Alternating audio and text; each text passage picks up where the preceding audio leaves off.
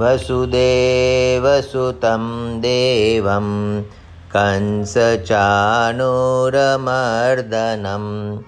देवकी परमानन्दं कृष्णं वन्दे जगद्गुरुम्।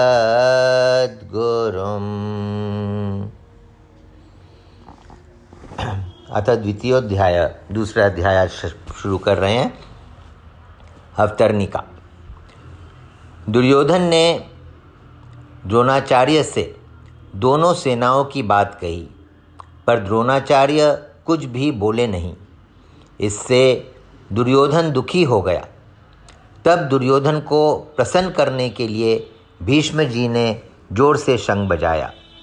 भीष्म जी का शंख बजने के बाद कौरव और पांडव सेना के बाजे बजे।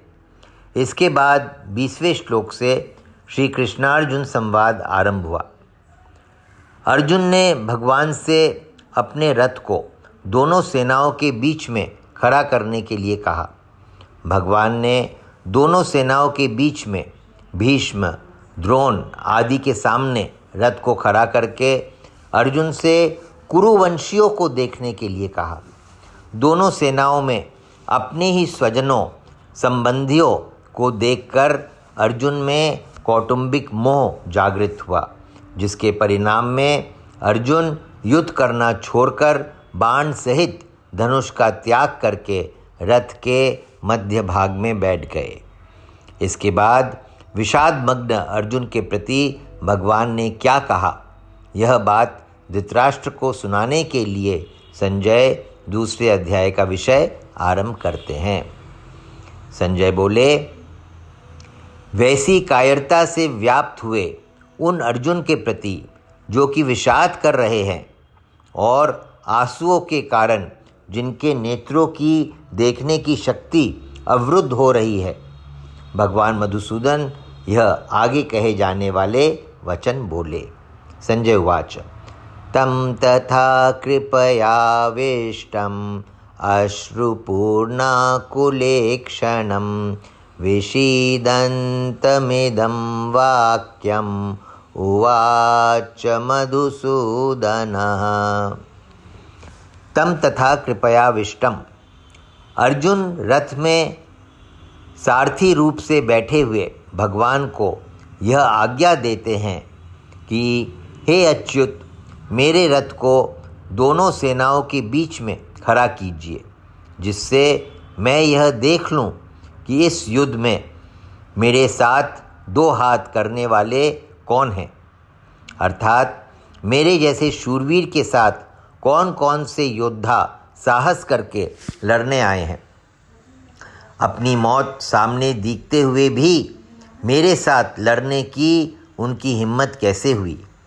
इस प्रकार जिस अर्जुन में युद्ध के लिए इतना उत्साह था, वीरता थी, वे ही अर्जुन दोनों सेनाओं में अपने कुटुंबियों को देखकर उनके मरने की आशंका से मोहग्रस्त होकर इतने शोकाकुल हो गए हैं कि उनका शरीर शिथिल हो रहा है, मुख सूख रहा है, शरीर में कपकपी आ रही हैं, रोंगटे खड़े हो रहे हैं, हाथ से धनुष गिर रहा है, त्वचा जल रही है, खड़े रहने की भी शक्ति नहीं रही है और मन भी भ्रमित हो रहा है।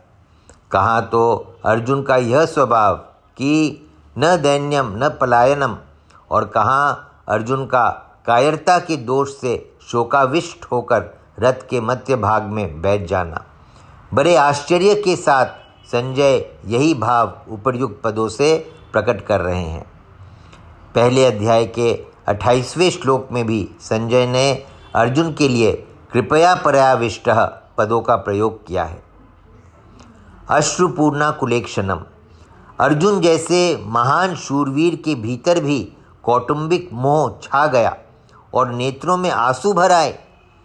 आंसू भी इतने ज़्यादा भर आए कि नेत्रों से पूरी तरह देख भी नहीं सकते। विषीदन्तमिदं वाक्यम उवाच मधुसूदनः।